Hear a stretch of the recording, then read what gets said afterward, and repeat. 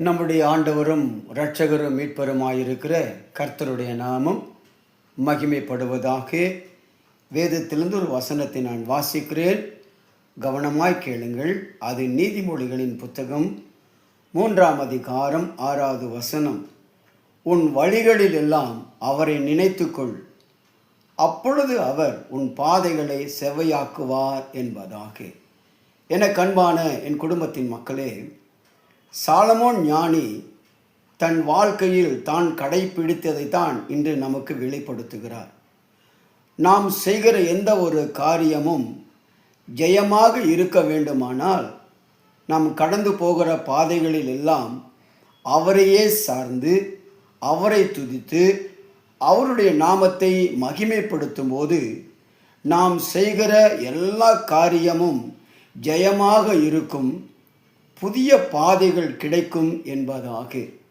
எனக்கு அன்பானவர்களே, இந்த நாள் எனக்கு எப்படி இருக்க போகிறதோ, நன்மையாக ஆசீர்வாதமாக இருக்குமோ, கையிட்டு செய்கிற வேலைகளில், இந்த நாளுக்குரிய தேவைகளில், மருத்துவ ஆலோசனைகளில், பிள்ளைகளின் வாழ்க்கையின் தேவைகள் சந்திக்கப்படுமா என்று கலங்காதீங்க.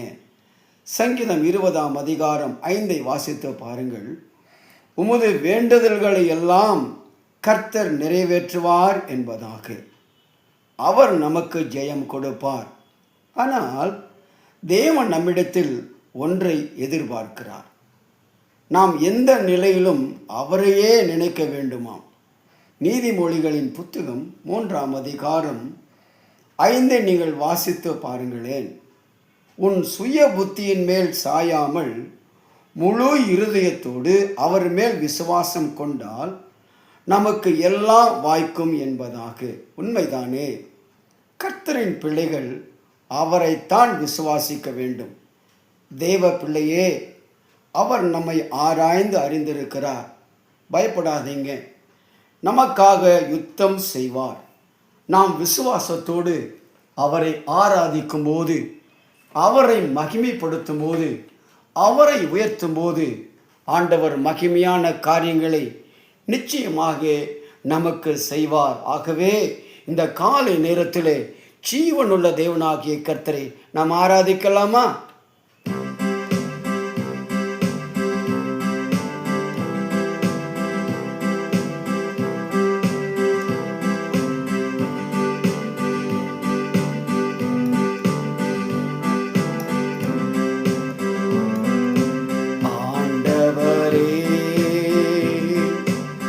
பாதம் சரணடைந்தே அடிமை நானையா. வாய்களை திறந்து சொல்லலாமா? ஆண்டவரே உம் பாதம் சரணடைந்தே அடிமை நானையா. ஆயிரம் ஆயிரம் துன்பங்கள் வந்தாலும் அகன்று போக மாட்டேன், உம்மை விட்டு அகன்று போக மாட்டேன். ஒவ்வொரு நாளும் உம்முடைய குரலை கேட்டு அதன்படி நடப்பேன். ஆண்டவரே, நான் உலகத்தை மறந்து உம்மையே நோக்கி நான் ஓடி வருகிறேன், என் மீது கிருபையாயிரும் என்று சொல்லி அவரை நாம் கேட்கலாமா? ஒவ்வொரு நாளும் உம் குரல் கேட்டு அதன் பாடி நடக்கின்றேன். ஒவ்வொரு நாளும் உம் குரல் கேட்டு அதன் பாடி நடக்கின்றேன். உலகினை மறந்து உம்மையை நோக்கி ஓடி வருகின்றேன். வாய்களை திறந்து சொல்லலாமா? உலகினை மறந்து உம்மையை நோக்கி ஓடி வருகின்றேன். சத்தமா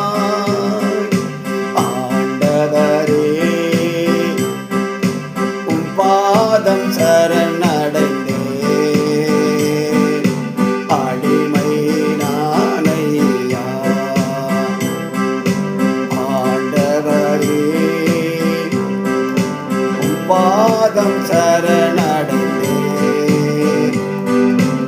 அடிமை நானையா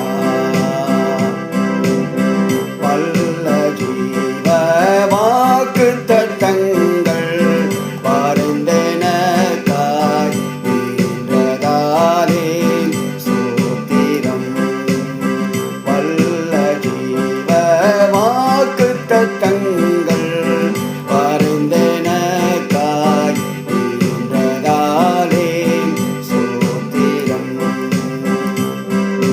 ஆபத்திலே அரும் துணையே பாதைக்கு நல்ல தீபமிதே ஆபத்திலே அரும் துணையே பாதைக்கு நல்ல தீபமிதே என்னை மறவாய் இயேசுநாதா உந்தன் தயவால் என்னை நடத்தும் உனக்கு எதிராக எழும்பும் எந்த ஒரு ஆயுதமும் வாய்க்காதே போகும் என்றவரே உமக்கு ஸ்தோத்திரம் அப்பா.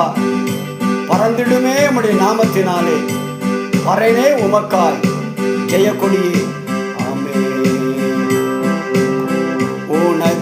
உனக்கெதிராய் எழும்பும் ஆயுதம் வாய்த்திடாதே என்பதாலே ஸ்தோத்திரம் பறந்திடுமே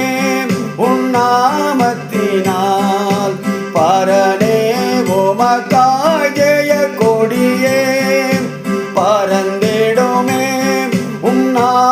உன்னாமத்தினால் பரனே உமக்காய் ஜெயக்கொடியே என்னை மறவா இயேசுநாதா உந்தன் தயவால் என்னை நடத்தாமே என்னை மறவா இயேசுநாதா உந்தன் தயவால் என்னை நடத்தும். எங்கள் அதிகமாக நேசிக்கிற எங்கள் நல்ல அன்பின் பரலோகத்தின் தகப்பனே, இந்த காலை வேளைக்காகவே ஸ்தோத்திரிக்கிறோம். எங்களையும் எங்கள் குடும்பத்தையும் உம்முடைய பாதத்திலே ஒப்பு கொடுக்கிறோம். இந்த நாளுக்குரிய எல்லா நன்மைகளையும் ஆசீர்வாதங்களையும் பாதுகாப்பையும் தாரும். உம்மோடு நடந்து வருகிற ஒரு அனுபவத்தை கர்த்தர் எங்களுக்கு தருவீராக. எல்லாவற்றையும் உடைய பாதத்தில் ஒப்பு கொடுக்கிறோம். இயேசு கிறிஸ்துவின் விலையிலே பெற்ற நாமத்தினாலே பிதாவே ஆமேன் ஆமேன் ஆமேன். கர்த்தர் உங்களை ஆசீர்வதிப்பாராக.